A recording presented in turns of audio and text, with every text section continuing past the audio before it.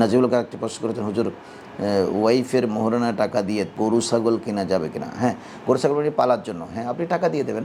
টাকা দেওয়ার পর যদি মনে করে যে আমি একটা গরু কিনবো, 1 লাখ টাকা তিনি পাইলেন, 1 লাখ টাকা দিয়ে আমি গরু কিনবো, গরু আমি পালবো, অসুবিধা নেই, তো কোনো অসুবিধা নেই, এটা ওনার নামে থাকবে। ওটা আবার বিক্রি করে টাকাটা আপনি নিয়ে যাবেন, এটা চলবে না। এটা আকসতুরামি, যে তোমাকে মোহরানার টাকা দিয়ে দিলাম, ওটা দিয়ে একটা গরু কিনো, ওই গরুটা দিয়ে আমরা আগামী কোরবান করব। তো কোরবান উনি মনে বললো যে এটা কি, এটা তো শুভাঙ্করের ফাঁকি। 7 5 14, 2 টাকা 90, চট্টগ্রাম ভাষায় বলে যে মানে মোহরানার টাকা দিয়ে গরু কিনলেন, গরুকে দিয়ে কোরবানি করলেন, আপনাদের কোরবানি হয়ে গেল, টাকা বেঁচে গেল। গরু এটা ওনার, গরু আবার বিক্রি করার পরে যা লাভ হবে লাভটাও ওনার, আপনি ওখানে আর ভাগ বসাতে পারবেন না।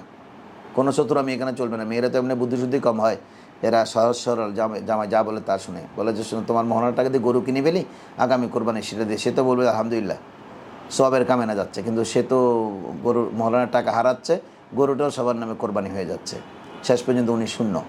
এরকম চালাকি, এরকম চতুরামি চলবে না। আশা করি আপনি বুঝেছেন, আপনাকে ধন্যবাদ।